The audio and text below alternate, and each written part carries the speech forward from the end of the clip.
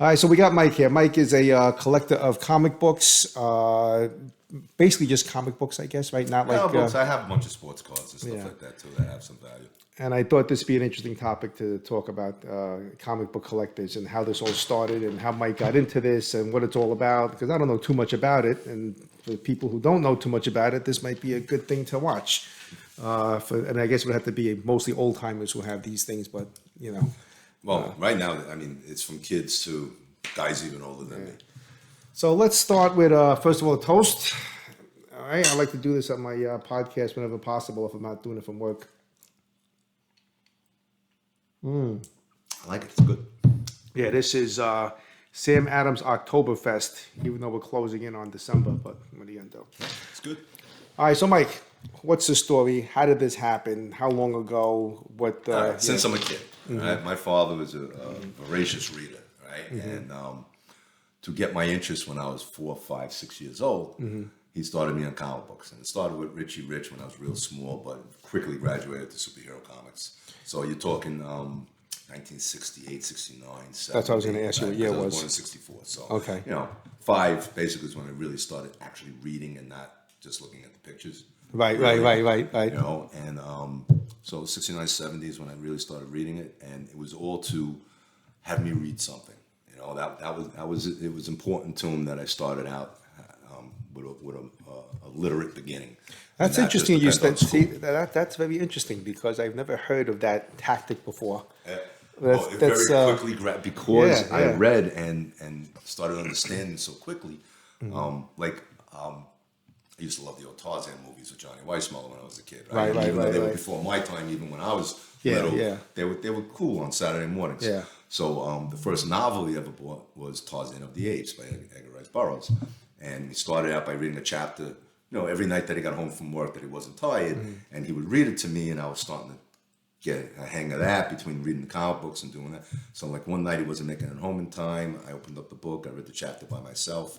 He came home. Now I'm 6, and I'm reading a novel. Yeah. And it's probably like a third of the way into the book at this point. And I read the chapter by myself. He came home. He says, "You read it?" Like he was surprised. I said, "Yeah, I wanted to see." So he said, "Explain it to me." And I explained what I read in the chapter, and I understood enough of it. I'm not saying I understood everything. Right. I was 6. Yeah. But I understood enough of it that he said, "Read a chapter a night. You don't need me. It's to talk to me every time, and we'll discuss it." And that's really how I started reading novels. So by the time I was in 3rd, 4th grade, I was going to school with books in my backpack that my teachers didn't think I was reading. They were wondering why I had them. Right. And my mother would go for parent-teacher night and says, "No, he's reading these novels." Right. So everybody else was walking around with the Dick and Jane books. Right. So he kept me going with the comic books. Dr. Seuss probably also, but you were comic books. But he would, every time I finished the book, he immediately had another book to hand me. Wow. So I was constantly reading, and honestly, it came in handy when I was in school because my reading level was so advanced that I was way beyond where I was supposed to be. When I graduated elementary school, I basically a high school reading level. When I graduated junior high, I had a college reading level. So I was always very. That's advanced. This all started with these. Yeah, this is what's fun for me is talking to people who I know for many years, but not like on this level, and then finding something out. That's interesting. I like this. This is why I do it. I enjoy talking to people. I'm a people person. It's a lot of fun. So that's an interesting story in itself. Like so it says, that's how it began. I developed a love, obviously, for this. I always liked the good versus evil. Yeah. Good eventually coming out on top, and it just became a theme in my life. So what happens now? So now you're reading comic books. Now, do you start buying comic books on the regular? Or when I was a kid, it was purely just to read. I'll put it this way: I have a very large collection at this point. I have read every single book I've bought. It was never just. But I will say now that I'm coming to the end where I want to start selling stuff, I actually have started buying stuff more for investment purposes. And if it's something that I hadn't read before, I'm not looking to read it. It doesn't matter because I've read so many. Right, you're just looking at you're just holding on to it. So I've come to the collector phase probably like the last 10 years. Before that, like I wasn't a guy that begged and boarded the comic books, which is what you should have did. Well, that's what I'm getting at. Like as a kid, you're buying comic books, and then obviously 80% of us throw them out. Some have some laying around somewhere. I held on to them, but I can't say I took care of them in the way that would have benefited me now, because some of the books they have a grading system now. There's companies you can send it to, CGC being the main one, where you can have your comic book get graded by experts, quote unquote, and they encapsulate it in hard plastic, which I'll show you later because I brought a few, to keep it safer and to give it a grade mark. And a lot of stuff that's bought nowadays is based on the grade. You know, whatever somebody's willing to pay for something really is what sets the price. But having a grade on it will change the value of it. So let's say you have this book, which is not in great shape, but let's say you have this book in the plastic and it's in good shape, but it's ungraded, and we can say, all right, subjectively it's worth $30. But then you get it graded and it's a 9.8, and now it becomes $300. Okay. I think we could probably take these and, let me see, probably get a Right. Okay. decent shot once in a while. Just for to a show book that people out probably there. sat in a box, unbagged, unboarded, Right, it's right. still unboarded. Yeah. You know, like it's bent over here in the front. The pages are yellow. It's a little chewed up on the. Now, on the spine. I just So this caught, all plays parts in the shape. I just caught on to something for the people who don't know. When you said boarded and unboarded, they're thinking like, you know, like you're boarding a dog on the I'm weekend sorry. or boarding a horse or something. Hardboard pieces that you can buy to fit into the bags, Yes. so it keeps these stiff, so they don't bend and Right, crunch. right. And I et kind cetera. of knew that, but I'm like, let's let the people know because we don't want them to. And there's different types of bags nowadays too. I Mm-hmm. mean, you know, there's polypropylene. I forget how to pronounce it. Yeah. But there's different levels of the bags and how long they can last. The old bags used to eventually age and yellow, and that would affect the comic books. Right, The ones they right. make nowadays are a little better. Yeah. And of course, there's different levels of bags that are more expensive, depending on the book that you're bagging. So now looking at this whole comic book, because that happened to be one of my favorite characters. What was your favorite character or characters, if you know? When I was a kid early on, probably from 5 to 10, Hulk was definitely one of them. I got a big weakness even to this day for team books. Always like the Avengers, always like the X-Men. Okay. You know, I like team because I like the interaction of a lot of different characters together. But if you're talking about singular characters in Marvel, probably my two favorites at the beginning were Captain America and Spider-Man, but then when Wolverine showed up, just like every other kid at that time, he very quickly became a favorite character. With DC, definitely Superman. How can you not like Superman? Yeah. Guy pushes a planet. Yeah. Batman, but I definitely had a probably a weakness with one of the characters that nobody really liked back then that much. Was I liked Aquaman. I was a Aquaman. swimmer. Yeah, yeah. And I always dug the whole character and being underwater and stuff. You know, I was a big Mark Spitz fan. And for guys that don't know, people that don't know, You're going back to Mark the Spitz 70s. was the 1972 swimming champion for the Olympics. So. So I always wanted to be those guys. So I had a weakness for Aquaman, as silly as it sounds. So. Yeah, yeah. No. I mean, silly is a whole perspective, the whole comic book Right. thing. I mean, you know, whatever. But that's really interesting. This is just discussing it now, it's like such a deep topic, you know, because of like, you know, the different characters. And I was just thinking, like, would you say that DC and Marvel was kind of like Ford and Chevy? Oh, without a doubt. Right? Like- Absolutely. Pretty much Stan Lee did for Marvel was actually pretty amazing because he took Timely Comics, which is what Marvel used to be, changed it to Marvel. They had started out with, I think, horror and a lot of romance books because at one point in the 50s they came up with the comic code, okay? And they had been putting out horror and romance books, and they became kind of like taboo because they were, you know, girl and the guy were kissing in the romance books. Yeah. People were getting beheaded in the horror books, and it became like, you know, that was back when they were, you know, looking for communists and trying to shut down books and comic books that they thought were, you know, brainwashing children and stuff. Yeah. So they came up with the comic code, which these books have it. You have it right there was that stamp. That's gone now because they got rid of it years later. But for many decades, you had to have the stamp on the books saying that it was approved, so that it wasn't considered kind of like a taboo subject or something in the book. Wow. So that's when the superheroes started coming back. Stan Lee took the old characters from the 1940s during World War II that became popular, Captain America, Submariner, Human Torch, and kind of reinvented them for the modern age and started building them up again. So let's just go back to the stamp thing for a second. Was that on DC and Marvel? DC also had it, yes. All comic books. It became, I don't know, it became a thing. I don't know. I don't know the specific years. I'm pretty sure it was in the 50s, going into the 60s that it started. And in a nutshell, that basically said that the comic book was what, like It was like the, not the subject matter was not detrimental to the mental health of the youth. Wow. Is the best way I could put it. This is amazing. Like there's something like Yeah, that it little was- it stamp was there. a- I didn't know. it No, I'm wa- saying, it but was a just learning thing. about that little stamp, I had no idea what that little stamp meant. It was a thing. that's So pretty cool. For many decades, that had to be on the comic book. Wow. This had to be on the comic Yep. book. And So- when we do this, I'm gonna put a little arrow and I'll get Right, that. so if you from see, it. every one of them's got it. And then I wonder what year they stopped. Right now, at. these are years now. Here, you can see you have comic books here that are 25 cents, 30 cents, 35 cents. I think 25 is the earliest you got. Yeah, So these are pretty much from the 25 cents are the late cheapest thing, 70s yeah. into early 80s. Right, type right. books. You know, a lot of it's 70s. You know, and you know, it's So now let's just say, I don't know if we're going to be fast forwarding a little bit, but like let's just say now we have people watching and they have some comic books at home and they want to see what the value is. You showed me a few ways that you can find out what the value there's a is. lot of different sites. I happen to use 3 different ones. There's always eBay.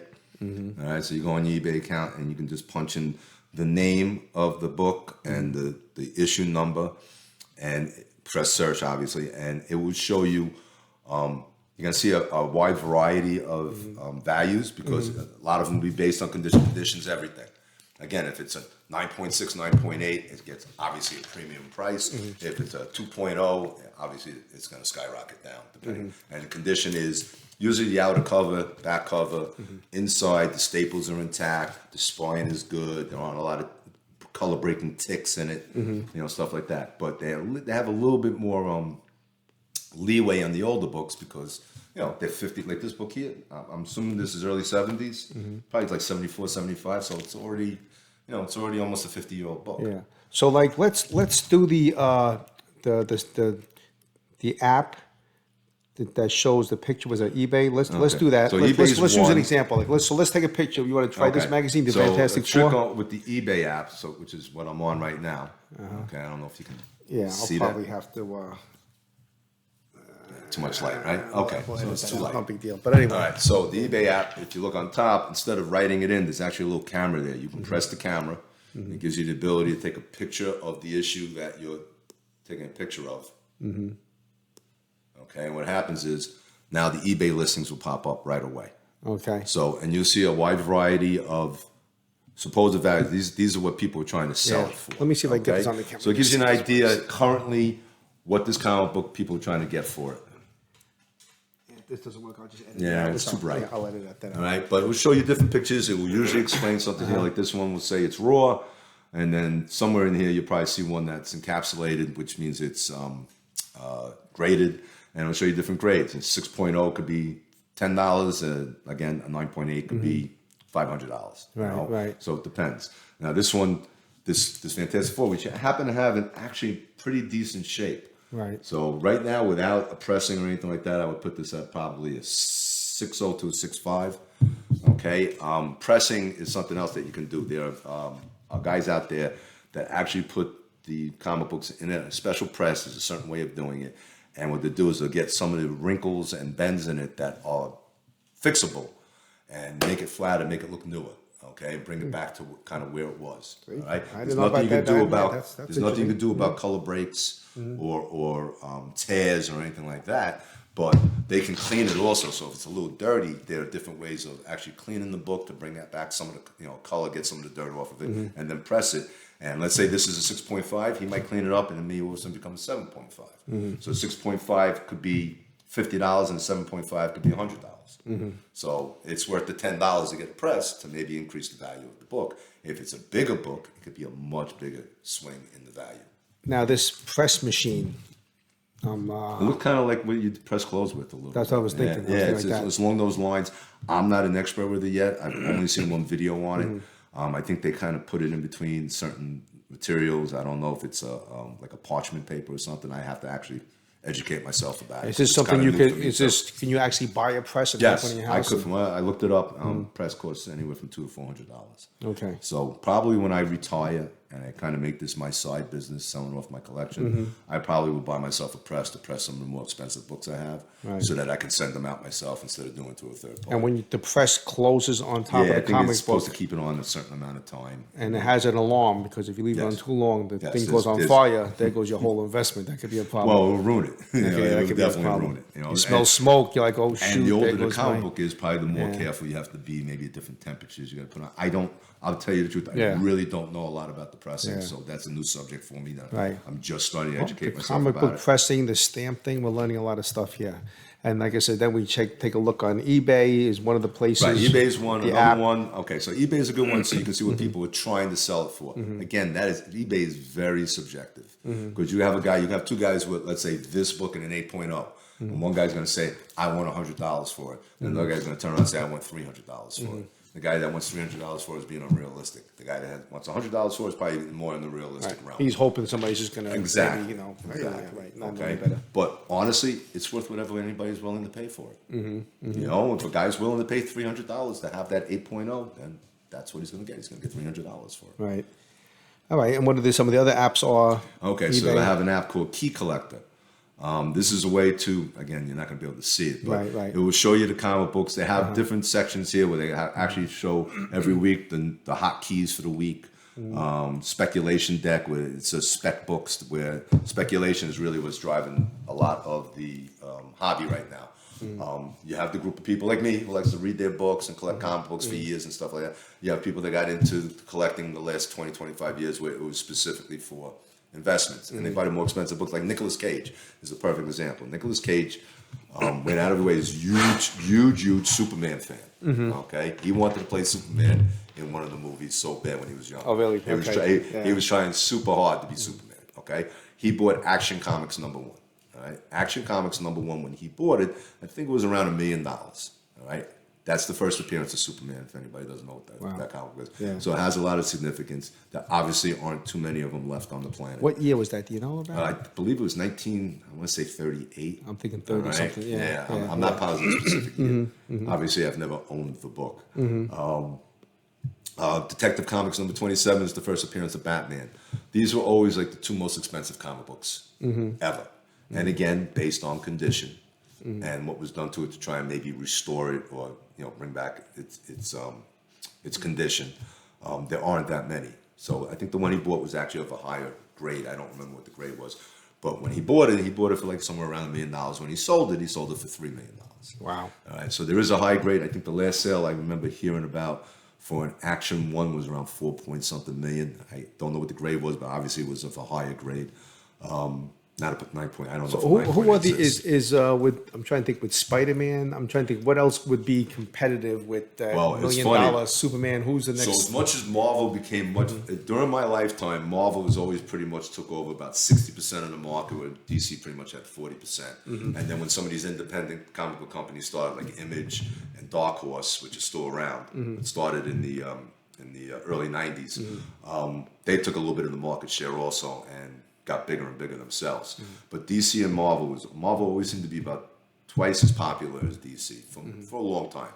At one point, DC caught up. I think it was a mixture of they were putting out better shows and cartoons than Marvel was at the time until Marvel started the Iron Man and started that whole thing. So they kind of caught up with them. But everything was always based on the characters, the writing, and the artist. Because the artist is huge. I'm thinking like with the Marvel and DC, I'm trying to figure out like who's on whose team, and all I can think of is pretty much Marvel people. With like Spider-Man was Marvel, right? Spider-Man is And the Marvel. Hulk was Marvel. Hulk was Captain Marvel. America. Marvel. So and they were the more popular so characters. Superman. They became more popular. But I'm saying, who else was the characters in DC? DC, Superman, Wonder. Think of the Justice League. They were the main ones at the beginning. Yeah, But actually, at one point, DC really does have a much bigger stable of characters than even Marvel does, even to this day. Okay. All right, because they were around so much longer. DC's been around since the early since the 1930s. Yeah. And Marvel officially started in the early 1960s when Stan Lee started it up again. When Stan Lee started doing more superhero stuff. So Stan Lee and Jack Kirby, who's a very famous artist, all these guys have passed now. Litko, some of these early guys, especially Kirby and Stan Lee, they created or revamped a lot of these characters. They brought back Captain America from the 40s comic books. They brought back Submariner. They made a different Human Torch. They made the Fantastic Four. So basically, Stan Lee and Kirby and these guys created the Fantastic Four, the X-Men. The X-Men was something totally different. Nobody had ever seen that before. The Avengers, the Hulk, Spider-Man, and whatever. So these characters became, obviously, they took off. Worth $1 billion. They took off. I'm just trying to think of the. I think it was called Man from Atlantis. I remember that. The Patrick it wasn't Duffy all show. long, but it was actually a pretty good show. See, again, I go back to my swimming thing. But that's what I was thinking, because I know you like the Submariner. Right. The Patrick. And Submariner, Aquaman. I like to see the reruns of that. There's got to be someplace on YouTube somewhere. I remember that thing even last the season. Yeah. I don't know. I think maybe it was a season. Did you want to go through some of these Sure. books to see what So, you got? honestly, the one that's on top is probably the best one you have. Yeah. It's the first appearance. Here, this is it. Fantastic Four. Was it 180? 185. Okay, it's the first appearance of a character named Nicholas Scratch. His mother is this character here, Agatha Harkness, which is about to be a series, Marvel series, based on Agatha Harkness, but she's younger. And I just have to say, for a she's second, already appeared in the Wanda series, so that's why the character got out. These are my comics from the attic, and Mike is telling me things. I have no idea what's going on with this, but this is all news to me. Yeah, look, I'll take a picture of it. I'll take a picture of it with the eBay. And like I said, It's just funny how you know so much about the comic. I don't know. I just have it in the attic. I wouldn't even do the eBay. I'll punch it in. I mean, what year is this from? I don't even know. I'm going to tell you right now. All right, so I do the search on Key Collector. Key Collector is a good one for guys to. I think it costs like $20 a year. It's on $30 a year to have access to it. It gives you pretty much fairly up-to-date values. It'll give you a low-end value, a middle value, and a high-end value.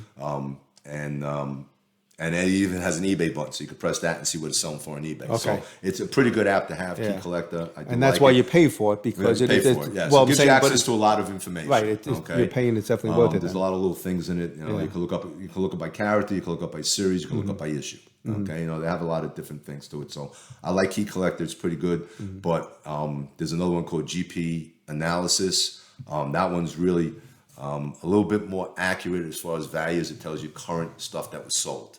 So it will show you that 9.8, that a CGC 9.8 is something that's worth this. A CGC 9.6 is worth this. Excuse me. The other companies that do grading are PGX, which isn't that well respected for whatever reasons. Again, I don't know enough about it. And then CBCS, which is trying to give CGC a run for their money right now. But CGC's value seems to still be a lot higher than some of the other ones. So here's Key Collector. I'm going to punch in Fantastic Four. It's going to take me a second because I type very slowly. I'm an old man. Yeah, I put in the actual. I got to start using that speak to texting. That's what I got to start doing. 185. So here it is. 185. It's given a high-end value. Now, wait, $30. what's 185? What's that mean? That's this book. That's the number of the book. So Okay, it's issue number 185. Okay. All right. Okay, and it's showing. Oh, where'd it go? There it is. Okay, so it's on here. There's the right. You can see the picture. Right, high-end value 30, mid 9, and low value $3. All right, this is probably a mid to a high. It's actually in pretty nice condition. With pressing, it'd be a lot nicer. All right, I could press eBay, see the values. It also shows you variance. All right, variance means that maybe it was reprinted or it was a price variant. There was over the years as things became more expensive. Marvel would turn around and test the market to see whether they could take a nickel higher in the price of the comic book. Back then they pretty much raised it in nickel and dime increments. So this is 30 cents, and somewhere in the market, somewhere in the country, they were throwing it out for 35 cents. So this is the price variant. Here's the 35. You tell me, what's the high-end value in the 35-cent one? Oh, $200. $200 in high. Wait, so 35 cents? Because there's less of them. Okay? Wait, so this is, There's the 30-cent one. So there's the exact same comic book that sells for $35? Exact same comic book, except this price. I'll show you a big picture of it. Of course I know. What does it say on the price? 35 cents. 35 cents. Okay. Just my luck. So it just so happened that because there was a small they were tested in different markets, maybe usually not in New York. It was usually out west somewhere, or by the military bases and stuff like that. So they would have them with these test prices, and then they'd see that people were still willing to pay 35 cents to get the same comic book, and then usually a few months later, the comic books became 35 cents. Which So wait a minute, probably have so- one here so- that is 35. Here's one that's 35 cents. This was after they had already tested the market. So the 35-cent one is worth a lot more money because there's less There's of less them. of them. All right. Again, I gotcha. condition plays a main part. Availability. Oh, I'm how learning many so there many are, things today. How This is, rare they are. yeah. All right. Yeah. When we get to more modern comics, they have comic books, and I'm going to show you one with my stuff that I brought that they have variants. All right. So variants are usually. Well, the variants, what we think of variants today, we think of COVID-19. Okay, so yeah, all right, COVID-19, right? You turn around and say, all right, this is what it was. This was the number one. Now number two is. I don't want to scare people away. You say variant, Right, they yeah, might tune out. okay. But go ahead. So, like the 35-cent Fantastic Four that I was just talking about is considered a price variant. That's what they basically call it. And all right, but variants today are usually a different color, different cover of the comic book. Sometimes done by a different artist, maybe an artist that's a little hotter than the original cover artist, or they have a different subject matter on the cover that made it worth a little more money, or it's actually printed at a lower rate. Like I have a comic book I'm going to show you. I have the original comic book, and I have the variant, which is a 1 in 100, which means for every 100 of the regular cover, there was one of these made. So if the comic book stores bought enough of them, they got one of those 1 in 100s. All right, and they would sell the 1 in 100s usually for a premium. The comic book store I was going for at the time when I showed this one, when I was going to at the time, they were pretty cool. You know, they would have 1 in 15s, 1 in 25s, 1 in 50s, 1 in 100s, 1 in 200s, whatever, depending what the book was. They used to turn around if you had a pull list with them, which means that you had your comic books each week pulled for you by them so that they didn't disappear off the shelves, and you come in and get your books. For the people with pull lists, they used to throw those variants into a hat, not necessarily the comic book, pieces of paper in a hat, and pull it. They pull your subscription out, pull it out, and say, okay, he's going to get this one, and they throw it in your bag for free. Now, when I say for free, you pay cover price for it. Right. Right. So where other comic book stores would take the 1 on 100 and throw it on the wall for $100, I would maybe luck out and have it in my bag, and I was buying it for $2.99 because that was the cover price at the time. So one of the ones I have here is one of my more valuable comic books, and I'll show it to you in a little bit. All right. So if you have a bag and you have Scotch tape on it, you have the potential, if you're not careful or you don't take the Scotch tape off and put it somewhere else, where you're pulling the book out, it sticks to it. And then what happens when you peel it off, it takes some of the book. And now you took your $500 comic book and you made it a $100 comic book because you put a tear in the ink. That would be a problem. Okay? And trust me, a lot of people have done it, including myself. So I've been buying resealable bags probably for the last decade to try and save my books because I tore up a couple of them by accident, learning the hard way about this. And if you are going to use regular bags and use a tape, then use the blue tape. The blue tape's a little bit easier to work with. But the painter's tape. Stick the painter's tape. Yeah. All right? Don't ever use Scotch tape on your bags and boards because it's just you're potentially going to have a disaster, especially with a valuable book. So you got to be careful with it. So this happens to be his Fantastic Four, which is one of the better books I've seen in this small pile that he has. Happens to be in extremely nice condition for its age. All right, the book was put out in 1977. All right, so that already makes it 46, 47 years old. Okay. All right. This is in very nice condition. If you got this pressed, based on what I'm seeing, you probably get up in the 9 somewhere. Get this cleaned and pressed. You might get, I don't know, 9.0, 9.2 out of this. But that's the $30 right? top value, $30. Right. Yeah, that value in key collecting, when it says top high, it's not going by 9.8. It's giving you like a 9.2 value. Okay, so it's kind of like an average. Pressed, that's probably what you get. You probably get a 9.0, 9.2. So if I was to press it, it would be back in the board in the bag. I probably would not get this CGC. It's not worth it because it costs about $30 to get it encapsulated and graded. That's like an evaluation, basically. Yes. Right. Yes. You usually save that for books with a little bit more value, where you think you're going to get that much more value from CGC. Then it's worth paying for that. Exactly. Okay. But if you're somebody that just happens to love these characters and like that book and you want to do it, then more power to you. It's for you. It's not for the resale value. It's just for you. You want to do it. You know? All right. So, and when you put it in, you try to be careful so you don't catch anything. Slide it in. I got to get you boards for the few that you have. Yeah, I mean, most of the books that I've seen you have here this happens to be in nice shape and happens to be one of your better books. I got some that are good. I got some that are mangled. So he's got, like here's a Hulk probably in the same condition. All right. I know that this book has around a $10 value in decent shape. That's probably what this is worth, probably Okay. about $10. This one would probably be worth a little more. It's a little older.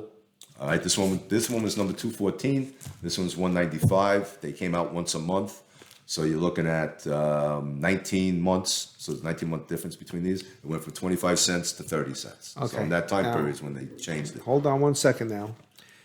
I caught something here now. What do these numbers mean? Does this mean that the 195, Right, the this is issue 214, 195. This is issue is that 214. from January 1st? Well, How does that work? What do you No, mean? Like, it's based on when the comic book started. Now with the Hulk, it started out a little different. Hulk started out in a different book. so, called Tales. so Hulk 1 is the first Hulk ever made, Yes, but there isn't a okay. right? See, it's kind of different with Hulk because Hulk started in a different title. Okay, it wasn't called the Hulk, and he was in there for many years, probably about maybe 4, 5, 6 years. And then they started out. They did a test issues of Hulk. There's Hulk number 1 through 6, which came out in the early '60s. That was when Stan Lee was. I'm sorry, that was actually the original ones. It was 1 through 6 were the original ones. Number 1 obviously being worth a lot of money. In high condition, you're talking about hundreds of thousands of dollars. Yes, hundreds of thousands of dollars. Wow. Okay.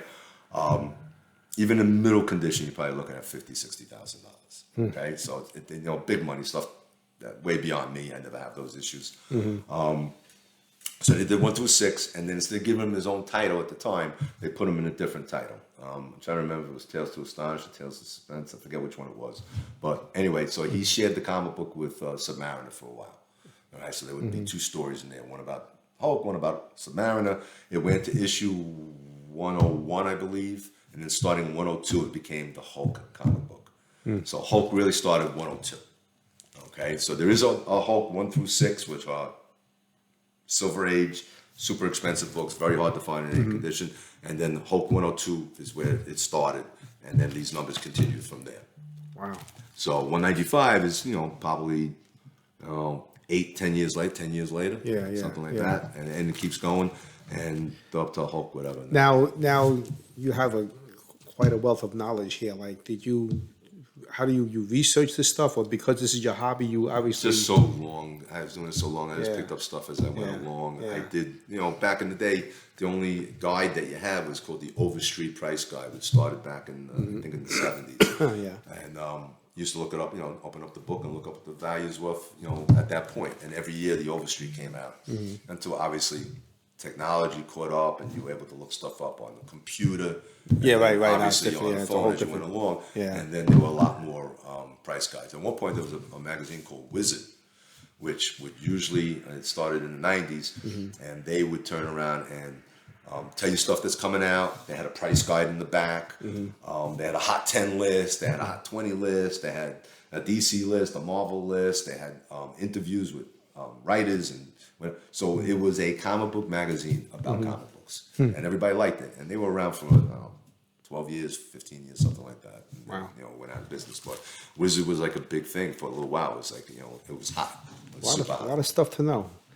So let's see. I So got now there. here's Let's another see. Hulk, and here you go. Now it's torn there, it's torn there. It's missing pieces. If you can see it, this has pretty much no intrinsic value. It's a $3 comic book because in this kind of damaged state for the year that it's that it exists for, it's not a valuable comic book. Now, if this was Action Comics #1 with the first Superman, even with the tears and stuff in it, it would still be worth hundreds of thousands of dollars. All right. Well, I appreciate the brutal honesty. Sorry, but it's That's torn all up. right. Yeah. But see, here's another nice comic book. We're Off by Night, but it's a little torn up. But it's a character people like. Yeah. Now, did this? I don't know if this guy lasted too long. Well, actually, they have. There's an episode Yeah. called We're Off by Night on Disney Channel. Is there? Yeah, they did a 1-hour episode. They did it last year for Halloween. Really? And it was actually really good. It was They brought animated or- no? It was live action. It was actually done in black and white to make it look a little more macabre and and make it a little Based on the older looking. comic book. Based on Werewolf by Night was one of the characters in it, but that's what it was Okay. called. And it has a bunch of characters that are famous in the comic books, like Man Thing, which is kind of like a swamp. Oh character. yeah. There's a female character, Bloodstone, which she's a monster hunter. So it brought in a whole bunch of stuff. So for guys like me in the geeky, it was kind of geeky watching it. Like a lot of the series, like Loki and Hawkeye and all those stuff that they did well. Can't talk about She-Hulk. They didn't do that well. Oh, yeah, She-Hulk. That was not a Yeah, good series. yeah. I didn't mind the character. The girl playing her wasn't so bad. The storyline was terrible. Yeah. But anyway. Well, a lot of people think they're But probably they did married to a She-Hulk, I'm sure. But they did a special with Went Off by Night. I highly recommend seeing it. It was actually a lot of fun. Yeah. And they just colorized it this year for Halloween. So, Okay. But right. good character, old books. You know, I mean, there's definitely this Werewolf by Night, Dracula, very popular. Okay. You know, now these this is called Marvel's Greatest Comics. These are basically reprints of older Fantastic Four issues. Okay. So. So reprint meaning that there's other comic books that are identical to this? Or? Yes. There's the original book, which is older from the 60s, that is worth money. And then there's this that they reprinted. And even if it was in nice condition, Well, how do you know that? How do you know this? How do you know it's reprinted? Because it's Marvel's Greatest Comics. Marvel's Greatest Comics is a reprint. Oh, That's it. It doesn't say look at Fantastic this. Four. Look at this. What do It I says know? That's Marvel's why you're Greatest here. I Comics don't know starring about this Fantastic stuff. Four. Yeah. So this was just a reprint of a 1960s book that they reprinted probably in 1970 something. I'm learning so many things here. My So brain is starting to fry a little bit. These are not This worth is as much, obviously. You know, Marvel's $5 Greatest Comics. maybe. You know, Reprint. if it was in nice condition. All Deathlock was a popular character. Yeah, what's this my- book has no value to it because it's torn up and actually says missing the last page. Yeah, I labeled that for the collectors. That was actually nice. Yeah. But nobody's gonna buy this. Oh. Nobody would buy it because All it's right. missing the last Well, let's put this in the trash pile. Well, you don't have to throw it out. Ah, It's all still right. good, I'm you just know, saying, it might get discouraging me. See, a now little here's a bit nice here. Spider-Man comic. Oh, here we go. Now I'm back up now. I'm back Now we're up. back up. Nice Spider-Man comic book. I'm feeling good again. I'm not going to pull everything out because it'll take too long. Yeah, but yeah. I mean, this looks like it's in decent condition. Again, probably with a press. And it'll probably raise it maybe a whole grade. So the grading system, I'll explain that right now before I even pull out my graded books that I brought. All right, it works in 0.5 increments. So you can have a 0.5, a 1.0, a 1.5, etc. until you hit 9. And then from 9 to 10, it goes 9.2, 9.4, 9.6, 9.8, 10. And that's Okay? really Because evaluation. that's- I mean, yes, yeah. they're very specific about it because that's where the values skyrocket. A 9.0 of a valuable comic book could be $200, with a 9.8 could be $2,000. Wow. There's a wide. I wonder what the between- difference is like between those And points, like it's- what they see. Remember, I was talking about like ticks on the side, color Wow. breaking Yeah, stuff, yeah, ripples. Did somebody put their beer on the comic Yeah. book back in 1975 and it has a ring on it? Yeah, yeah. You know, stuff like that. All their papers torn inside. Mm-hmm. And just so you know, at one point, pretty much at the 20-cent era to 25-cent era, they were putting what they call Marvel value stamps inside. Basically, what it was, in one of the advertising pages, Mm-hmm. there would be like a stamp of the Hulk or Spider-Man or something like that. It was part of the page. Mm-hmm. And back then, they gave out a book that you could turn around, cut out the stamps, and paste it into the book or whatever. That destroys the value of the book because the stamp is missing. Okay, yeah. So, for example, Hulk 181, which was the first appearance of Wolverine, is considered a high-value book, especially with how popular Wolverine has been. Okay, it has a Marvel value stamp inside. So you could have a 9.6 Wolverine 181 is worth $65,000, $70,000. Okay, and then the Marvel stamp is out of it, and it shoots right down to $20,000. Wow. All right, it will destroy the value of it. So they do look in the inside of the books. This happens to be in very nice condition. I'll do real quick on eBay, since I don't want to spend too much time on your books. But No, that's okay. We're going to see because I might have a winner in here. This is like checking the scratch offs. all right, I'm going to say this book on eBay. I'm going to turn around and say real quick, it's probably in the $25 range, All right. in a decent condition. Maybe I'll get See how lucky. close I am. Oh, yeah. $24.99. Now here's 65, but that's probably based on the condition or what this guy thought he can get for it. Right, right. Again, it's very Yeah, subjective. yeah, it goes quite a But big condition, difference. again, I've always been told it. I've been told it by my buddy. If anybody ever wants to go to a store to get an education or look at stuff, there's JHU Comics on New York Lane. Excuse me. You go to the counter. There's a guy there with a beard. His name is Gore. He is one of the most knowledgeable people I know in comic books. Me and Gore became very friendly over the years, and he kind of calls me his comic book dad. Okay. All right, Good, so that's good, kind of good. where it went. And really nice, super nice guy. The store is owned by super nice guys, Ron and Nick. I highly recommend going there if you're interested in buying something. They're very fair. Yeah, I'm familiar with that store because we don't have that many comic book stores. No, there's only 2 in Staten Island Yeah, now. That's yeah, because the comic market kind of fell apart, and COVID honestly played a big part in hurting a lot of the businesses because people started buying online. All right. All right, let's So go through it's my. $25. Now, again, if this was minted out and CGC 9.8, it becomes a $250 comic book. Okay. So again, like you said, you have some hulks. Yeah, I mean, but considering You these know? are 25-cent, 30-cent comics, Yes. I'm making some good money here. Exactly. Yeah. And that's the point. See, but you're looking at it realistically.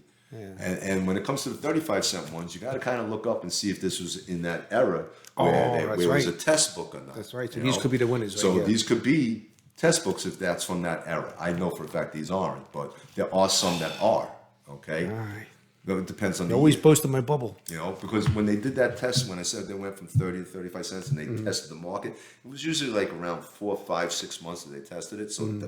for those issues, let's say it was issue 200 to 205, if you have the 35-cent versions of it, you're looking at something that's double, triple, maybe quadruple the value. Mm-hmm. But for of some the regular reason, you one. think that these 35-cent comic I'm books. pretty sure they're not, but I'll look it up right now. Why Again, is that? since I have the Why do you ability- feel that way? Because I think this was after the test. So this I is when got it was no already, luck. they made it 35 Someplace in cents. my pile over there, we're going to hit a winner before this You know what? Since I'm podcast able is to do over. this quick, That's instead of right. typing it in, Thanks to the just modern go like this, it'll technology. tell me right away if I'm that- not if giving this up is one of hope, them. just like I'm not giving up hope in the Jets. See, but look, like this one has a value from here's one guy selling for 10, but here's another guy here selling for 23. You know, Right. but he says his is a fine 6.5. That's his opinion, and that's Yeah. his estimate on it. Right. You know, now if I was here, here's one that's CGC for 8.5, $81. See, now here's the CGC. Is there an angle I can get this on? It's not going to happen. Yeah. All right. So here it is. It's encapsulated. So you know what, Mike? Screenshot that, and you can send me a picture of that because I can put on the thing later. I'll edit it in there. Okay. Okay, Later I'll on, remind me to send it yeah. later. Okay? So, and you can even take pictures of the ones I brought because they did bring some great Yeah, books. yeah. All right. So here it is, an 8.5, and now here's a guy selling it for $125, an 8.5. Okay, and he explains it. There's a Doc Samson appearance, which is But you don't think that's a whole 8.5 character. though? This, I'll tell you right now. I mean, looking at it through the bag, if you've got it You pressed, can take it out if you want. I'm not really. all right. I'm If you not- get it pressed, Yeah. it could be. It looks honestly in the bag, it looks pretty clean. Yeah. What was that price again?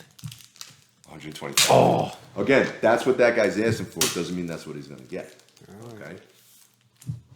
There is a sold. You can look up sold stuff, but again, that's like GPA analysis gives you the sold prices, gives you an idea of Sold? Yeah, what they sold that on. Sold, on sold, eBay. okay, So I it's got like, it. so it's a more accurate Yeah, yeah. price. All right, but this happens to be a pretty nice. See, I'm not seeing a lot of color breaking ticks. Actually, I only see one. Everything else is just kind of like little ripples and bends. So with a pressing, this would be a lot nicer. That's a 9.9. No, no. But honestly, you might get an 8.85 on this. All right. So it could have some value. You know, that's why I'm going to. Next time I see you, I'm going to give you some boards. All right. You're We're going to board these up. rebag. You're going to, since you got newer bags, there, you're going to rebag and board these Mm-hmm. so that they stay safe. And you're going to see how much nicer they look in new bags with Mm-hmm. the board on them. They're going to look a lot nicer. All right, so you got that. Here's a Star Wars. Star Wars is always hot. Okay. All right. If they, and they're keeping the series going on Disney, so there's pop. So depending on what characters show up in here, that's one of the other value things. Mm-hmm. If you have a new character that becomes popular, and you have the book that they started, Well, like, yeah, like right. Wolverine and Hulk 181, Yeah. again, you're looking at premium prices Mm-hmm. based on the character, if he's popular. Sometimes it's based on who the artist is at the time on the Mm-hmm. book. Certain artists also have a premium. A guy named George Perez just passed away recently. Super popular artist, one of my favorite ones from when I was a kid. Right? He was famous for bringing back the new Teen Titans. So I don't know if you ever saw the series, but they had a series on TV. I'm for familiar the last with few it, years. but yeah. Right, they did the Teen Titans. They actually did a pretty good job on it. My brother, of all people, actually said, "Go watch it. It's actually really good." I hadn't watched it. Yeah. So I did watch a couple seasons of it. It was actually it was well done. And look, that's a low number, no? No, it's a low number. It's number 8. It's a newsstand, so it means it's not because there were books called Whitman variants, which it's a convoluted thing, but there's variants of this. If I put this on here, if I punch this into Key Collector instead of eBay, This has to be. It's number 8. I'm gonna- This got to well, be a winner. This I'm has to going be. to show you. All right, now this definitely has value, and it's in nice shape. With pressing, this is pretty decent. Yeah. Okay. If this is like really super expensive, we don't want to tell the wife. So I'm we going want to keep that a turn around. secret between Star us. Wars number 8. It's not going to be that much money. You want the number 1. Number 1s are always valuable. Yeah. Again, later on. Okay, so here's Star Wars number 8. Oh, it doesn't have the variants on it. So maybe they stopped the variants at that point. So here's Star Wars number 8. High value, $40, mid 12. All right, this is somewhere in between that. This is a little bit better than mid, right. but it's worse than a high. If you got a press, you're probably back into that maybe 8, 8.5. Okay. All right. So now we'll go to eBay. Let's see if they have one. Let's see if they happen to have one. Now here's one. No, that's a lower end one. See, now if I'm not finding it right away, I'll specifically punch it in. I'll go CGC. Let's go 8.5. A realistic number. CGC 8.5. See if it pops up. $80. Wow. All right. So Wait, so which one is my highest rated one so far? I'm still gonna go with this Fantastic Four on the bottom here, only because it's a pretty popular comic. But that was worth approximately how much She again? is hot because her series is coming out. She's not gonna be an old lady in the series. She's gonna be a young girl. Agatha. So we're saying hot as in popular, not hot as in good looking. Maybe both. All right, but at this point, hot because of the subject matter. Okay. Okay. She was in the Wanda series, and that's why they're doing a series with her. So it brought the value of this book up. So this is worth approximately, was that over $100? No, you know what? If you get an 8.5 in this, you're gonna be probably close to that. Okay. 8.5. I think I told you. I said with a pressing, you might get a 9. Yeah. You know, so it's gonna put it up but there. the close to $100 would be that one you just showed us, and the Star Wars possibly. Star Wars could possibly, again, it depends. Everything's conditioned. The Spider-Man. All right, let's put them together. These and this one you saw already. Just so we we put it have- up there. It was like 80. Just so we have So an these are idea. some of your more valuable ones. Even raw, you're still going to get 10, 15, $20 for these. All right. Okay. This one's in decent. Nope. All right. Again, if they can see it. See, it's torn. Now, you Takes the see, value there's away. a reason for that, though, I think, right? Why was the reason? No, that looks like it's a bad No, tape. I'm saying, why is that corner? There was another one like that, too. Maybe there was one of those rebates or something. You collect some of those stamps, you hand them in, you Usually get when the they do, pair. they have to tear the cover totally off. Yeah. You know, when like, you know how they bring back, they'll send back newspaper, well, they used to send back newspapers that they Yeah. didn't sell, they would rip off the front cover and send Yeah, back the yeah, rest, yeah, and the yeah, stores yeah. would get the money back. They did something like that with comic books too. The comic books didn't sell from the stores, not from a comic book store, from the drugstore, from the card store, you know, stuff like that. The important thing is They that would tear off the cover and send the comic back. the important thing that is that this wasn't a really valuable comic, hopefully, and that happened. So that's a good thing. This is not Hulk 181, so no. All right. Okay, what do we Here's got another coming decent one. You know, this is 215. You know, it's got too many dinks and stuff on it. It's not torn, but you know, it's $5 to $10 book maybe. All You right. know, it's not worth pressing, so I wouldn't waste the money. Now here you go. Here's another Star Wars. Now you got number 7. So let's look up number 7. Oh, we're getting maybe better. Number 7 will have All the. right, jackpot. I feel it. I feel it coming in. All right. So like I said, it's easy. You take the picture from the eBay app.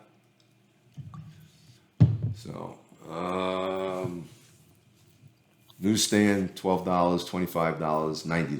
Now this one's saying this is subjective. He doesn't have it. It's not graded. He's saying he thinks it's a 9.6 to a 9.8, so he's giving it a $90 value, even though it's ungraded. Okay. Okay. Now I'll go to Key Collector.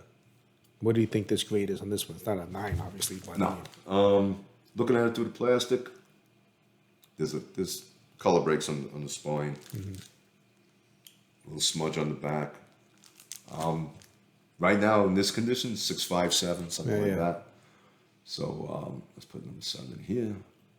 it's almost Pop like up judging right. See, a. now there it is right away. It's saying high is $12. Uh, All right, so it's not that valuable. All right. So it gives you an idea. But I mean, it's something. Now here's a Black Panther. All right, this is called Jungle Action. The name of the title is actually Jungle Action, not Black Panther. He just starting at number 5. I think number 5 to like number 25. Oh, I see was that. Black See, Jungle Panther. Action featuring Black Black Panther. Panther. So it's not his. This was the first book that he was by himself in. He started out. I think his first appearance was in Fantastic Four, and then he became an Avenger later on. Okay. Wait, now this was a movie. This has to be a hot one. Well, that's just it. This is it, folks. If I'm right, this is part of, I think 20, 21, or 21, 22, 23, something like that. It's a storyline having to do with the Ku Klux Klan. And it actually says the Klan, on the cover. Okay? So, because of that, and because of the way things are today, it made this worth a lot more money now. So I'm going to take. This is it. This is it. You're so This is it. So I'll do the eBay thing again just to make it a little faster. All right. Yeah, see, now there you go. And here it is in a 9.2, it's $230. Wow. Right, but that's great. Yeah. All right, this is exact comic book, and I'm sure one of these will probably turn around and bring up the subject matter. Let's see, historical cover. All All right, one of them will probably turn around and bring up the fact. He's claiming a 9.2 Ku on that Klux one. Klan storyline. Yeah. All right, here's a guy. Here's a guy with a raw. Yeah, this guy has a raw, and he's trying to get $425 for it. Wow. All right. Good for him. Right now, the condition that I see this in, right now, I put about $35 on this. Okay. What happened to the 200? I'm sorry, but it's not a 9.2. Condition is All everything. right. All right. There's something. All right. Oh, this one's a classic. Hold on. So, Here another we Hulk, too chewed up to talk about. Oh, but it's 25 cents. Nope. All right. All right. Iron Fist. Oh, yeah. Popular character in comic books, not so popular on the series that they had on Netflix because, unfortunately, the writing for it and the character, the guy that they put in as the actor for Iron Fist, was not well received. With the Okay. Luke Cage series, everybody loved the guy that played Luke Cage. Nobody was really digging the guy that played Iron Fist. It's a low number. It's a low number. But this is Iron Fist's first series that had his name on it. He also started in a different book. He started in Marvel Premiere. The first one, I think, was number 15, was the first appearance of Iron Fist ever. So if you had that in this condition, that would be probably a $200-300 book. Wow. But you don't have that. But I got number 8. But you have number 8 of his regular series, first This could regular be- series. This could be it. Well, this is in pretty nice condition. Corners inked up. It has a bunch of color breaks. But right now, I put this as 6.5 to a 7. With a pressing, maybe you get 7.5, maybe an 8. I got to see you judging a Miss America contest. Listen, this is based on my amateur thing. Yeah, $15, $12. There's a guy who wants 33, probably because this is in good shape. Here it is in an 8.0, encapsulated, $60. Encapsulated, what's that mean? Encapsulated? It was graded and it's in the hard Oh, okay, plastic. okay. You'll see when I pull Yeah, up one yeah, of mine okay. out. Okay? All right, we're going to with save that for the end, Again, folks. you have Stay some tuned. books that have some value. If they were in high condition, they would be good. This book is a decent book as far as value, but it's worth nothing because it's totally destroyed on the bottom. Okay, you can see it off to the side there. It's chewed up, yeah. it's bent, it's torn. So, $5. Oh, you're a harsh critic. Okay, Marvel Tales. Much like Marvel's Greatest Comics was reprints for Fantastic Four, Marvel Tales was reprints for Spider-Man. 35 cents. All right, so it's a 35-cent book. It's not that era. Sorry. It is a little chewed up. It's a shame because part of it looks real nice and part of it doesn't look so nice. The Marvel Tales can have some value depending on which ones they are.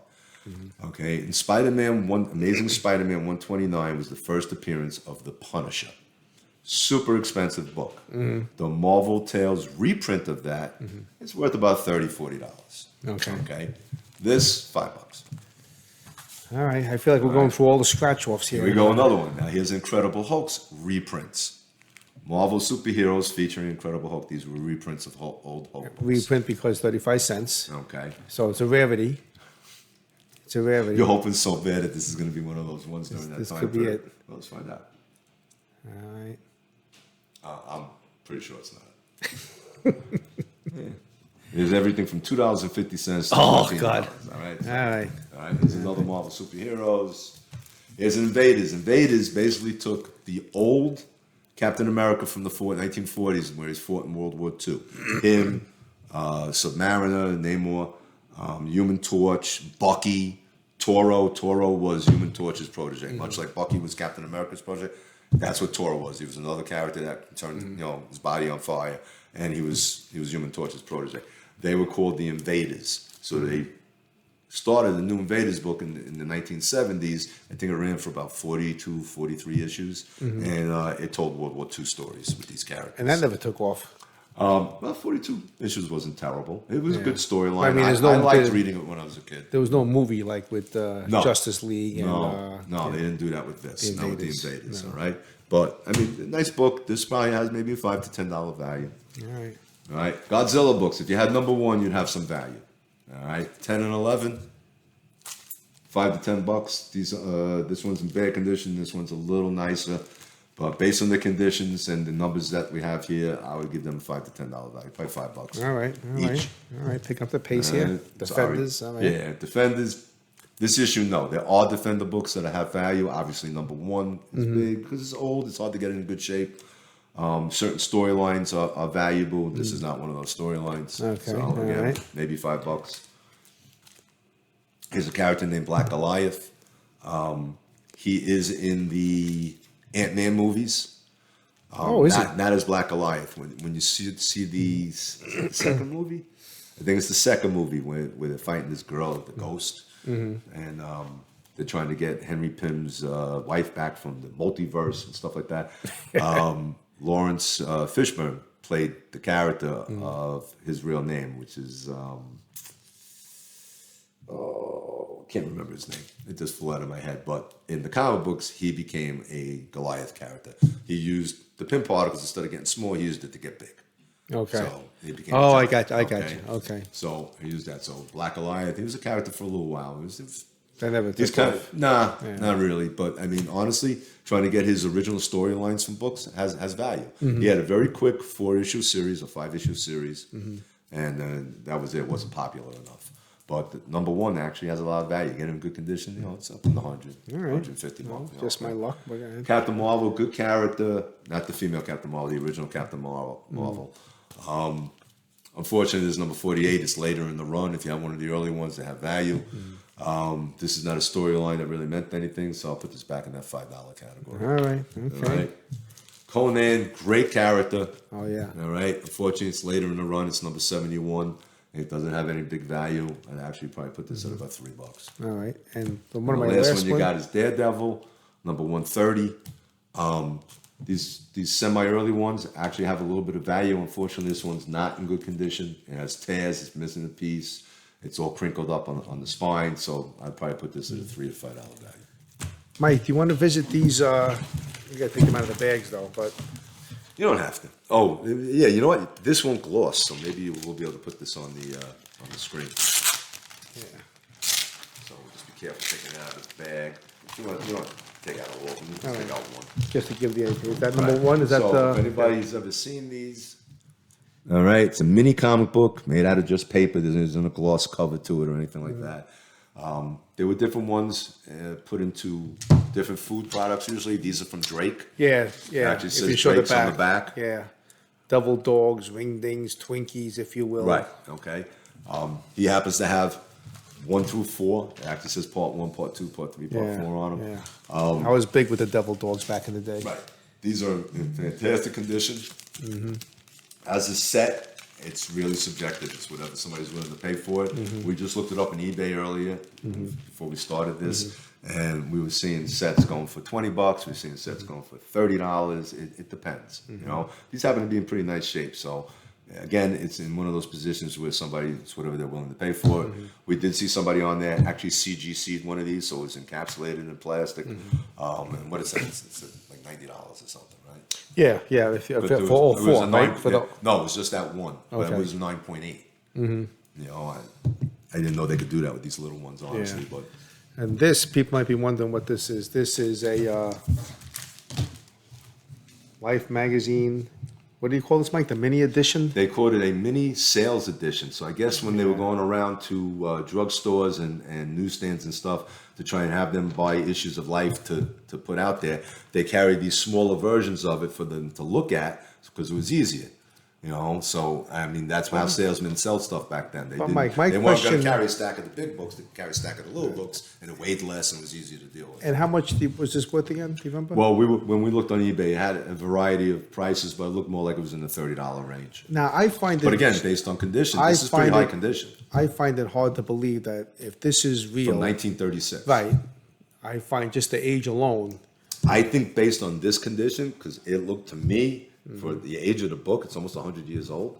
It's in pretty nice condition. So I'm sure that if you probably got this looked at based on the condition for a buyer that really wanted this that doesn't have it, you could probably get a premium for it. Maybe it'd be $100, $200, $300, something like that.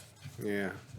There's a whole thing You know, here I about would, the I Black would throw Widow this in spider. plastic Look at and be this. careful with it, but it's unbelievable shape. The whole thing with the Black Widow You spider. know, if this is actually from 1936, it's fantastic. If it's some kind of reprint that was done in the 80s or something, which we can't seem to find a date on it. I always see it's 1936. This is a fantastic condition. Yeah, I like to. I actually haven't gone through this book, but it looks like some. Right, it has some great storylines. Yeah. Back Especially then. Right, especially you from saw the back picture in of the Empire State Building. Yeah, in there, yeah, you know? yeah. It's pretty cool.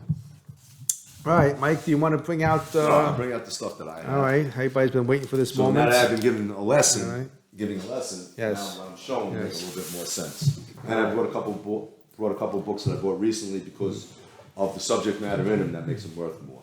So I'll put those to the side right now. We'll talk about them after. All right, so I bought a bunch of different graded ones that I have now. I have thousands upon thousands of comic books. I just started getting some of them graded about 2 years ago. All right, let's do a timeout. We're gonna do a timeout here. 1 second. Let's order some pizza, Mike. Frank Sounds and good to me. Danny's. Frank and Danny's, my favorite Sure. pizza here on Staten Island. It's my son's favorite too. Let's see. We'll get them on the thing here. Pizza Pasta, how can I help you? Yeah, can I get a pie delivered, please? Hi, no problem. Is this for, I'm sorry, can I just get a phone number? Sure.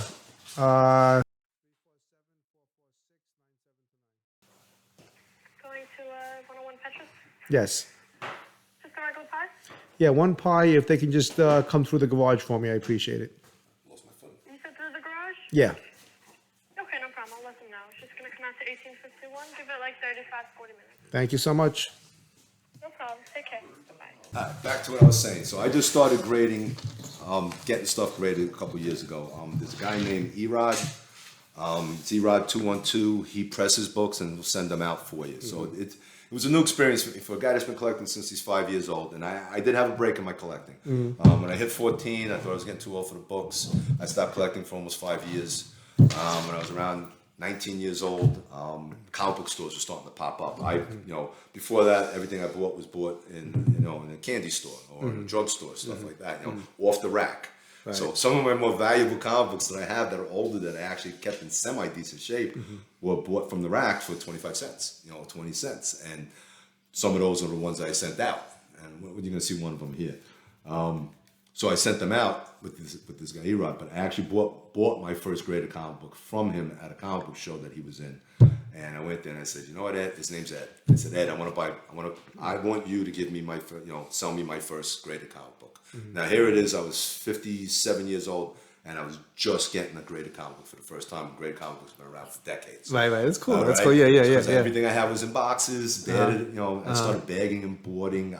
I spent hours, days downstairs in my basement over the course of 2 years, going through books and taking the more valuable ones and putting them in bags and boards to keep them safer. And the ones that didn't have high value, I just kept them raw because I have so many thousands of comic books. It would take me years. And That's what I was going to ask you. How many comic books you have? Yeah. Right now, I'm going to say somewhere around the 40,000 range. 40,000? 40,000 since I'm 5 years old. And what are they stored in? Comic boxes stacked on top of each other. Wow. Actually, I have some plywood in between. See, I I had have no an idea. entire wall of my basement Yeah. is boxes of comic books. So my intention 4,000 would have surprised me. 40,000 is like I never thought it would get that big. I never Yeah. thought I'd be collecting this many. But again, when I was 19, I walked into my first comic book store. Yeah. That was becoming a big thing, and I was curious, and I bought a few books. I read them. I got hooked again, and I started buying them. And then I had to go backtrack the 5 years that I wasn't collecting and buy those. And that was 5 years where X-Men became really, really popular, and I had to go backtrack and buy those issues now, and they've gone up. They obviously weren't cover price because that's when they started with the characters like Wolverine and Storm and Nightcrawler and Colossus and stuff like that. So I had to go back and buy them. So that 25, 30 cent price was no longer existing. Now they were $10, $15, $20, which back then was a lot of money for me, So even if 40,000 comic books, even if they're worth $1 a piece, you have quite a collection. Yes, and my collection is worth a lot more than that. Well, of course. I mean, I brought up that guy Gore. Okay, he works in the comic book store. Yeah. So he came to my house last year. Was the first time he came to take a look down in the basement. And he comes downstairs. He looks. He goes, and then he started looking through a few boxes. He's like, "Oh my god! Oh my god! Oh my god!" Yeah. And so it became like a big joke with us. So he calls me his comic book Uncle Scrooge. Okay. He says, "I just want to put your comic books in the middle of the room and dive into it like Uncle Scrooge dives into the cash." Yeah. He says, "You have amazing stuff." Yeah. So, he's put a pretty high estimate on the value of my books. I don't think it's as high as he says, but when I retire, my goal is to sell off a lot of my books. Yeah. I mean, that's the big question. Is it's like the stock market and it goes up and down. Right. So like when do you make that decision and how do you should have made it 4 years ago. Yeah, like when to sell and when to hold on to it. Listen, there's a lot of value to the books. Like I said, Hulk 181 is a high value book. Obviously, Action #1 with the first Superman, which I'll never hold in my hands. It's worth millions of dollars. During COVID, there was this really weird thing that happened where the values of the books skyrocketed because people were home getting checks from the government and they were buying books like crazy. Wow. And because you can buy on here now, on eBay, Right. on a site called Whatnot, where guys are just selling books from their houses, and they have little programs and they to sell for an hour or 2 hours on it and stuff. Things became popular. So everything else that's collectible, it's how rare it is, subject matter, condition, and supply and demand. So Okay. you're getting this big COVID check in some cases. Many people did. right. You're making it's like an And investment. some people would It's like, hey, I'm buying a stock. Exactly. Yeah, I people never doing thought, that. yeah. So it made a lot of stuff skyrocket, and all the experts. There's a lot of YouTube guys that talk comic books. I've got some education from them too, because again, I was always just a collector reader, And when I was a kid, I had the illusions of I'll sell my comic book collection and buy a house. That's what I always thought. But I ended up buying the house. It's almost paid off. So now when I sell these, the money's not even going to me. I'll be all right. I'm retiring soon. I'll have a pension. I'm going to put it in a surprise account for my kids. And when I pass, this account will show up and say my kids' names on it, and hopefully there's quite a lot of money in there. And it'll be Dad's comic book money. You guys have it. That's cool. That's it. All right, so before we get into Mike's collection, I see he's a little empty. All right, part 2, Mike's collection. There we go. All right, so I brought a few graded books. Brought a few graded books just to give an example, so people see what it looks like. Yeah. Now this one happens to be from the company that I kind of put down a little bit, only because I'm not that educated on the books, but I know CGC is the company. CBCS is trying to get them a run for their money, and PGX, everybody seems to look down on it. But I happened to get this book for free. All right, it was like this. I was on Whatnot, which is one of those selling sites that I told you about. That, you can buy books, you bid on it. It's basically an auction site. That's what it is. So this happened to be that they were that had mystery boxes, and you bidded on the boxes, and they would have like 5 or 6 books in them. They were all modern variants of different degrees of value. Some of them had a couple of autographs, and if there was a sticker in the back or a board in the back that said you won a graded book, they had like a bunch of graded books in the back that would have the names on it. So it happened to be the one that I bid on. I think I spent $30. I ended up with probably $100 worth of variants from it, so it was definitely worth it because it ended up being $30, and it had the sticker in the back that won me the Iron Man #1. So it's an Iron Man #1. Now Iron Man again was a character that was in a different book. I think it was Tales of Suspense. He shared the book with Captain America.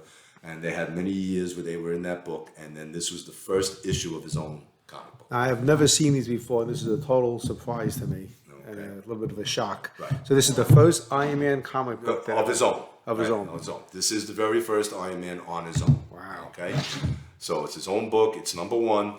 In recent years, I've been trying to collect a lot of #1s of books that used to be unattainable to me that I can get now. But this one I happen to win. It's a lower end copy. It's a 3.0. That's what I was going to ask see you. from there. Okay. Okay. But if you look at 3.0 in CGC, I didn't find it in PGX. It wasn't listed. The CGC 3.0, it's like $400. Wow. All right. I don't know what it is with PGX, only because again people kind of poo-poo on it a little bit. I'm gonna say it's probably a $250 book, and I got it for free. So, and I own Iron Man #1. So the geek in me loves that I own Iron Man. No, that's awesome. Now I got to ask you about this special Right. Go. cover here. See, it's a hard plastic. So one of the reasons why some people will get this stuff CGC to get encapsulated, whatever, is to keep the book's value intact and keep it safe. And it really can't be too much safer than being sealed in this hard plastic case, where it's much more protected than it is in anything else. This hard plastic case, you buy these, a bunch of them, and I don't buy them. The CGC or PGX in this case sends it to you. They take the book, you send it to them. Right. One of their experts assesses the value of it and then encapsulates it. They call it encapsulating. And then it gets sent in mail back to you like this. And You're not putting it in there. they don't do any funny business like it's just the front and the back cover, there's nothing in the middle. No. Just saying. It's just the comic And book it's a little, itself. what's a It's little nice to say. stampy thing there? Right, that's what I'm saying. It's got that. This was back in the day. These stamps were on a lot of books because Okay. the store that was selling it would stamp the book. I forgot exactly what it was for, but you'll find a lot of the older books will have like one of these little stamps on.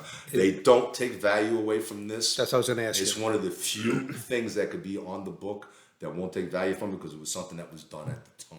Right, So they can consider it part of the book. And that might be. But the writing on the back, done by whoever owned it, definitely takes value away from the book.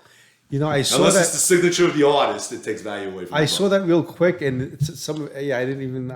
Wow, that's a big difference. So now, You know, and you can see what kind of condition this is. but you have the Look number. how chewed up Yeah, it is. I mean, but you have number one. That's great, regardless. That's it. How was I ever going to own this I got book? you. No matter what. Yeah. Right. I mean, this book in a CGC 8.0 is probably a $2,000-$3,000 book. Let's just say now, if that writing is not on the back, does that really jump it up? I would say enormously? that writing was in the back, Because that's a even big- in this condition. If that writing was in the back, maybe we would have 3.5. Maybe. Okay, no, I thought maybe. I would say the writing probably Yeah. took a half a grade off. Okay, I thought maybe a It big does. difference. Yeah. Yeah. You know, But I mean, I own Iron Man #1. I never thought I was ever going to own Iron Man #1. And I didn't pay. Well, technically, I did pay $30, but I got all those other books and this as Yeah, a yeah, freebie. yeah. So I thought that was pretty cool. I think so, too.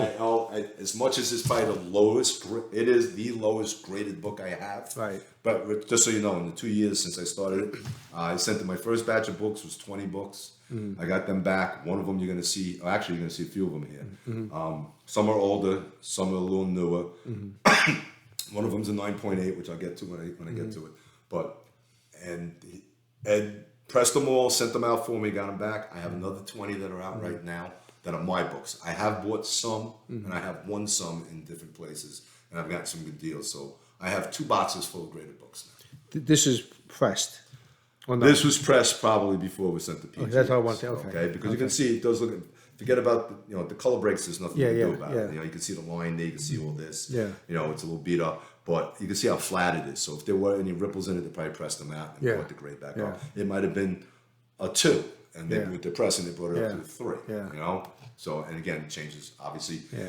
As the grade goes up, the value Yeah. goes up. But it's interesting, like just because it's a 1, of course, is valuable no matter what, almost. Pretty much in most cases, yes. Yeah. So You know, all right. Especially with a book from 1960. Does it even say on here? Is it 1960 something? Yeah, it's 19. Oh, 12 cents. Yeah, I mean, the 70s yeah, was 12 cents. 25 cents. Yeah, yeah. That tells you, it gives you Yeah. a hint. Yeah, I'll tell you what. I'll take a picture and tell me the year. I'm going to say it's like 1964, 66, something like that.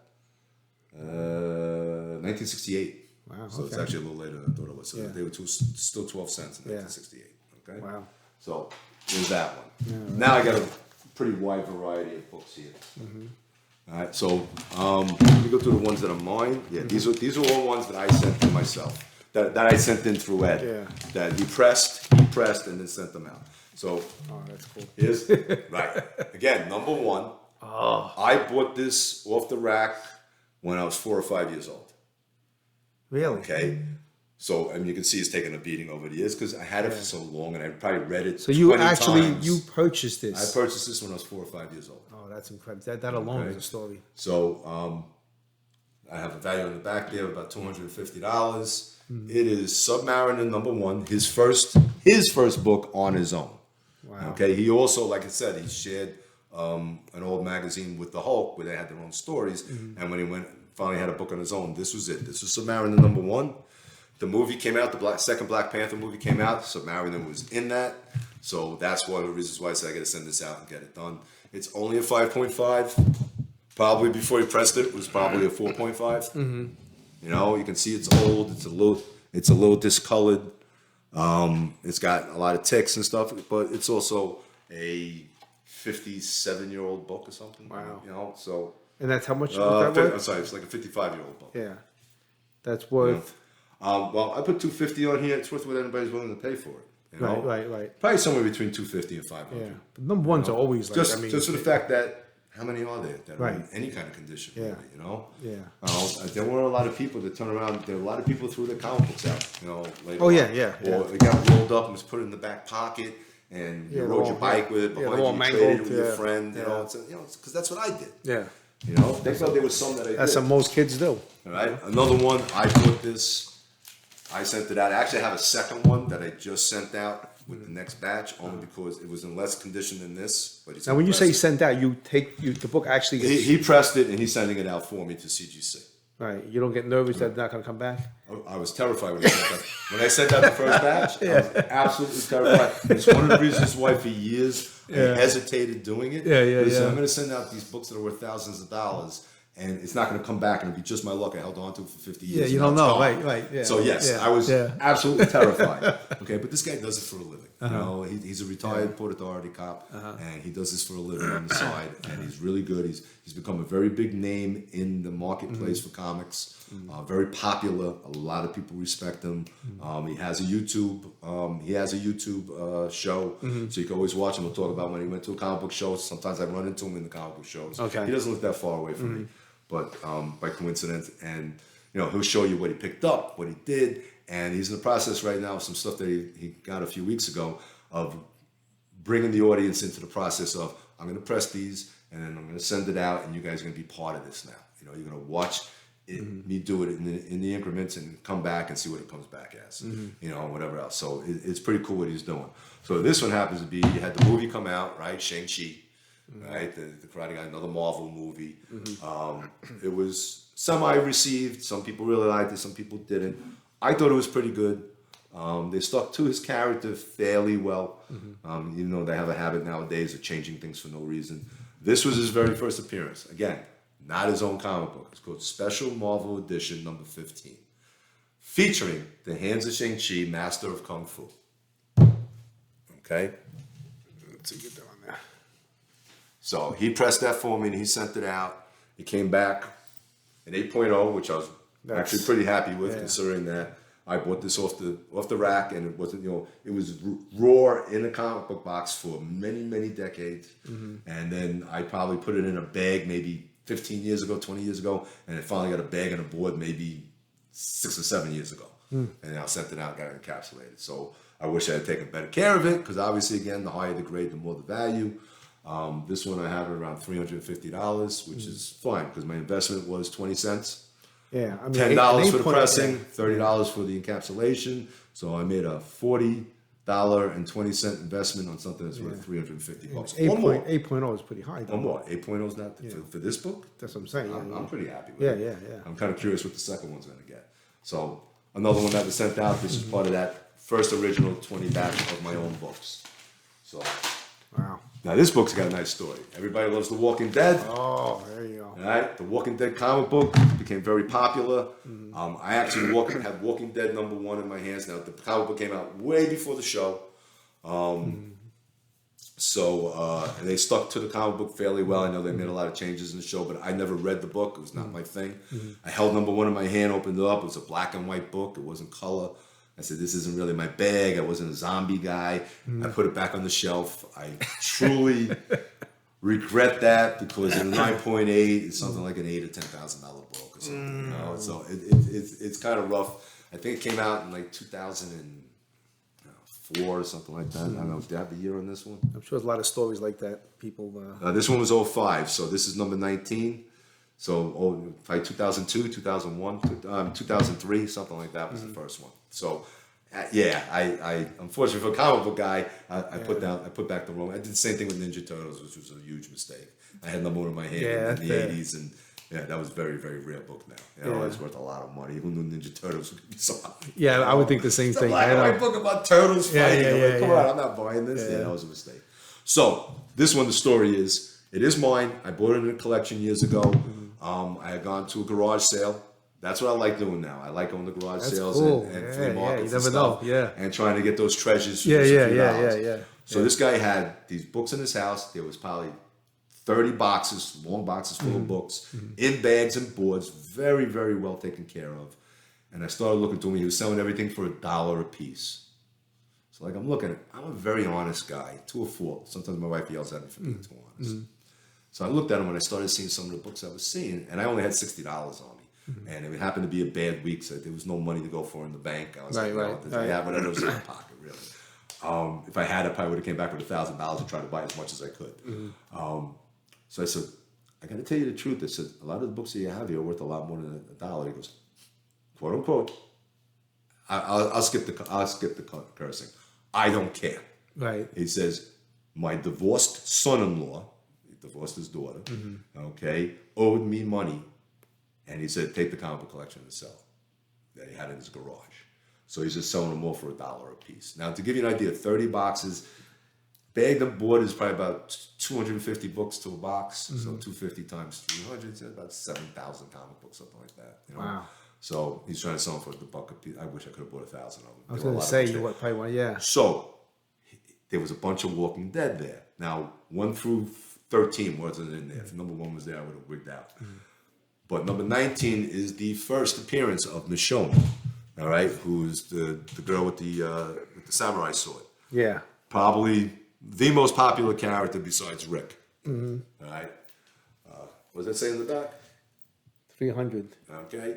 So the value on this is around 300, probably a little bit more than that. It's a 9.6. 9.6 is good. But it's a newer book, so there are more of them in a higher grade than, let's say, if you had a 9.6 of Iron Man number 1, you're talking about tens of thousands of dollars. Wow. Okay. Yeah. This is probably between 300 and 500. I always put it at the lower end, but it's a 9.6. It was that close to getting a 9.8. But I was pretty happy with it for a book that I spent $1 on. Wow. So it was a good story. So I ended up buying. That's a good investment. I think I ended up buying about 25 Walking Dead between. It was between number 14 and number 50. There were like 25 books there. I bought 25 of them. So at this I bought garage like sale, another 30 books. As I walked out of there with like 55 books, 60 books or something. how many comic books were at this garage sale you were talking about? It was like, Probably about, like I said, about 7,000.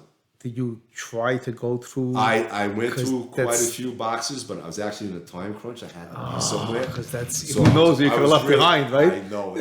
Trust me, I think about it. And I'm like, in hindsight, because this was years ago. Yeah. In hindsight, I was like, if this was now, I would have called up my wife and said, listen, I gotta stay here. $1,000. I don't care. I'm taking that out of a bank account. I'm taking that out of the kid's bank account. Yeah. I said, and I'm going to go through this and buy a bunch of, but I didn't think that way back then. Yeah, So yeah. I got it for $1. Yeah, that's good. You know, You made out. You made It ended out. up being one of the hotter books in the series. All right, this book's a big one. All right, this is Marvel Superhero Secret Wars. Now everybody knows who Venom is. He even has his own movie. Yeah. Right? It was a costume that Spider-Man wore for a little while, the black costume, and it turned out that he was actually a living thing called a symbiote. And then it ended up bonding with this guy named Eddie Brock, and became a popular character. He was originally a bad guy that morphed into an anti-hero, and now he's technically a good guy, even though he's kind of violent and whatever else. This is the very first appearance of the black costume, was in this series called Marvel Superhero Secret Wars. All right, Spider-Man ends up getting this costume, not knowing that it's a symbiote. Ends up becoming a popular thing for probably about a year in the comic books, Amazing Spider-Man, whatever else, and builds up popularity, and eventually ends up that he separates from it and bonds with Eddie Brock and becomes a bad guy for him, and becomes one of his main villains, and then eventually morphs into a sometimes ally. Okay, so this is the very book. I happen to have 3 of these. This was the first one I sent out. I got a 9.4 on it. That is the comic book. All right, so for my first one that I sent out, I was pretty happy with that, considering, again, it was one of those books that sat, I got this off the newsstand, 75 cents I paid for the book. What do I have on the back of this one? $300. $300. All right, and a 9.4, maybe a little more. Again, it's worth whatever somebody's willing to pay for it. Yeah, You know, if it was a 9.8, it's in the thousands. that's really cool, though. All right, so it's a cool book. So this was the first one. Yeah. I have 2 more. I just sent out another one. The exact same. Exact same book. I have 3 of them. Okay.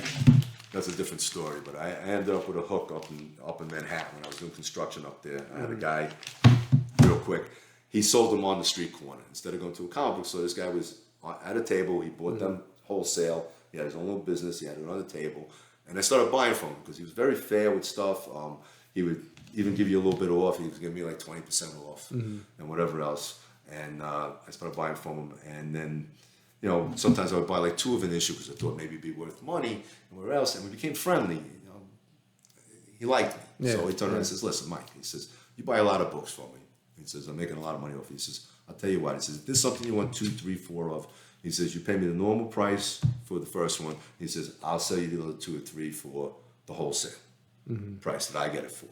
Right. So that's the only reason why I was able to multiply and have 3 or 4 issues of certain books. And at that time period, there happened to be certain hot characters that showed up. Like I have the first Deadpool book, which was Deadpool, it was called New Mutants number 98. It's the first appearance of Deadpool. Obviously, he's a very popular Yeah, character. yeah. It's an extremely expensive comic book, which I don't have with me. I probably should have brought one with me. I do have one graded. I have 3 more that are ungraded. Another one's out right now getting graded. So I have 4 of them. I Wow. bought them for 75 cents each. And the one I got graded was a 9.6. I forget, it's worth about $700. Wow. All right? So, Secret Wars. It is. So It for is. like a 2-year period, I was able to get multiples of certain books, and I've lucked out that somehow over the years they morphed into valuable books, and I have multiples of them. Nothing wrong with that. All right, these last 2. This is Wolverine Origins. It was a comic book that was around for a little while. He had multiple titles because Wolverine became such a popular character. This is number 1 of Wolverine. I'm sorry, this is number 10 of Wolverine Origins, and it had a great cover on it. Okay, was this gonna was the say that. cover. All right, it's awesome cover. That's showing pretty Yep, good. yep, All right, yep. the claws coming That is a down, nice cover. dripping Yeah. blood, whatever else. Yeah. This one I happened to get. I bought from the guy Ed specifically because it was signed. It's signed by the artist. His name is Joe Quesada. All right, and it's a pretty cool signature book. That's why it has a yellow top instead of a blue one. That's the signature series. Okay. All right, so I got it from him, decent price. I don't have the value on it, but because it's signed and it's this book, it's pretty. Is that pretty the hot. signature right there? Yeah, that's the way he signs his signature. Different guys sign it different ways, so That's his a signature. very unique signature. So I didn't have number 10 because when I went to go get my pull list that I talked about before at the comic book store I went to at the time, I said they put variants. They would put variants in your bags that were 125s, 150s, because they pulled your name out of the hat. Well, I had this one, and I had the variant. The variant has a 3rd claw coming down. Okay. Wow, look at this. So, I said, I can't spend $6 on 2 books. I said, I'm going to buy just the one with the variant because it looks pretty cool. It had the 3rd claw. I didn't know it was a 1 in 100 at the time. I just knew it was a variant because it actually says, if you look over here where it says Marvel Comics, it actually says variant edition on it. Okay? This is a 1 in 100. I happened to take it, and it sat raw in a box for years, and then eventually went into a bag and a board when I saw that it had some value. Time out. All right. So- Anyway, so this is the It's called the 3rd claw variant. There's actually a 3rd claw in it, where the other one only had 2 claws. Yeah, hold on, Mike. Let me get this comparison. Yeah, right. So you can see the difference between the 2. All right. This is called a 1 in 100. All right. That means that the store had to buy 100 of these to get one of these. All right. And I got this for cover price, $2.99. Wow. All right. Now there were stores back then that would turn around and put the 1 in 100 on the shelf for $100 or whatever they thought the value was at the time, and that's how they would sell to the customers. This store happened to do this as a thank you for the people that subscribed to have a pull list, and this was one of their thank yous. And I happened to luck out into this one that dramatically increased in value as the years went on, and raw it was hundreds and hundreds of dollars. So I was like, all right, this is great. So I have it. So it was in that first batch that I sent out. So this was mine, $2.99. At one point during COVID, before I had sent this out, a 9.8, which is great. That's about as perfect as it gets. The only thing you get higher than this is a 10. Right. I have never held a 10 in my hands, so I don't know what a 10 looks like of any comic book, but there are 10s out there. 9.8 is considered the top grade. During COVID, these were going for about $4,000. Wow. All right. Now they're in the $1,500 to $2,000 range, Okay. which is still okay for a book that I spent $2.99 on, and spent $30 to get encapsulated. Wow. So Is this is the highest rated magazine you have? I mean, 9.8. no, I my mean, most expensive. No, you when have I a get the 10? Hulk 181 back, that's probably going to be one of my more expensive. no, I'm saying, but rating wise. Oh, I mean 9.8? Yeah. Absolutely. Yeah. I do have Okay. a bunch of 9.8s. Yeah, but 10 this is- is probably yeah. the most valuable Yeah. 9.8 Wow. I have. I have a few that were mine. I have a few that I've actually bought that I happened to luck out and get a cheap price for it. Yeah, yeah. But I do have a few. But a lot of the older books, like I said, you saw Submariner number 1. You know, I was pretty happy with 5.5. I mean, yeah, would I want a 7 or an 8? Of course. But Yeah. it's almost a 60-year-old book. Wow. Well, this has been So- very enlightening, very interesting, very educational. You're going to have fun shopping this one. And like I said, well, hopefully there are people out there that are interested in this, and this will be the podcast and the video that they want to see. So Yeah, they're probably going to dissect everything I said and say, no, he's wrong. everybody's an expert. What are you going to do? But Thanks a lot, Mike. This has been Of course. quite a surprise for me. Very interesting. So, cheers. Cheers. We're gonna have our It's a pizza pleasure. now, and be well, everybody, and happy Bye, guys. Thanksgiving to everybody.